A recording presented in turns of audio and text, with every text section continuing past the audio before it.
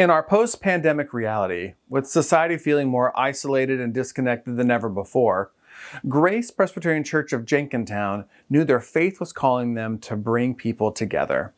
In conversations with local partners and other civic organizations, it became clear that there was a lack of common meeting spaces in the area. As a result, Grace began to cast a vision of how to address these needs.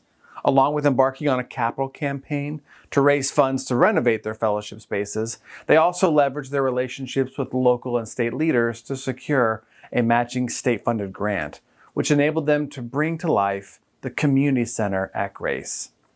As they've welcomed people in with hospitality, they've seen their community come in and deepen their sense of belonging and connection.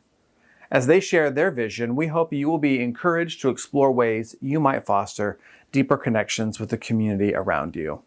We really hope that no matter who you are, you'll come through these doors and find Christian hospitality, but also just what it means to be members of a community together, because now, more than ever, we need that.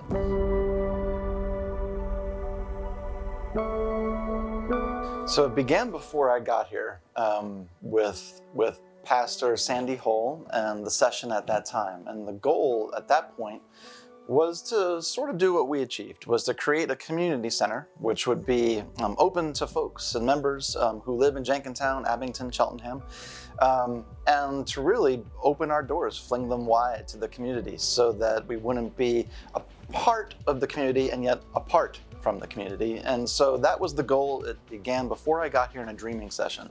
When I showed up, some of those dreams had changed, and then we had a new committee meet and carry forward some of those ideas while putting sort of our own touches on them. But it was several years, I would say about 3 years of planning, multiple iterations, fundraising, and then it went through revisions as staff changed, as members of session changed, and ultimately I think what we'll see is close to the first incarnation. The first idea, but it really became this church's idea over multiple groups and generations thinking about it and dreaming about it, hoping for it.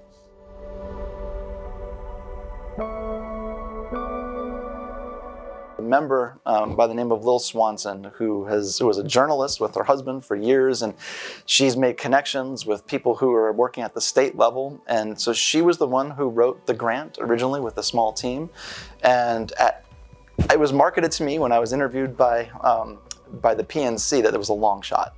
Like we've submitted this grant. We know some people. Some members in the congregation are hopeful that we might be able to get the state to buy in.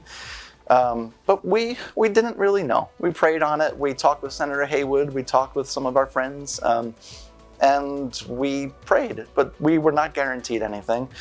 But I do believe that some of the local representation that lives close by, they came in, they saw the vision, they came to the council meetings that we went to, Jenkintown Borough Council, and they heard our vision, and I think they were inspired. And so I can't say that that's a formula that's always going to work. I think we were fortunate, we were lucky, but it did work. And so we had a matching grant such that if we were able to raise about 1.5 million, they would then contribute 1.5 million. So that allows for us to do a lot more than what we thought we could do on our own. So we're so thankful for the state.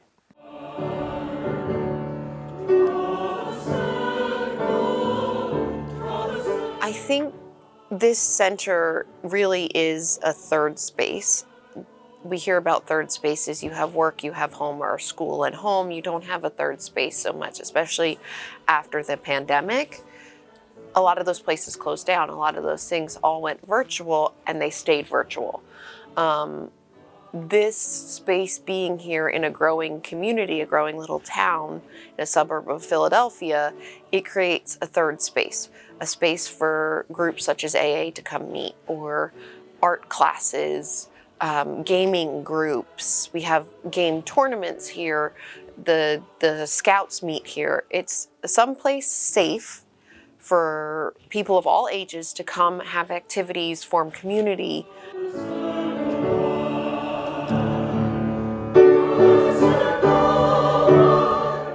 I really see it as this space being a continuation of the work that I call it the upstairs and downstairs, the work that we do on Sundays, as Brian mentioned, of being the hands and feet, being an open space to the community, even though you may not look like us, worship like us, think like us. We want it to be a safe space. We want it to be a space where everyone feels welcome. And part of that is changing the way people think of church. Yes, we're at a church, but we're a community center, and we are a church who loves you for who you are, how you are. We hosted our Pride Festival last year. We're hosting our second annual Pride Festival this year. We're trying to change the way people see church in the work we do here. Our hope is not that the people will just come in and use this community center here, but then we'll continue to go out. That we'll see that there's just so much to be learned in conversation and community with folks who don't share our values, our faith, our identity.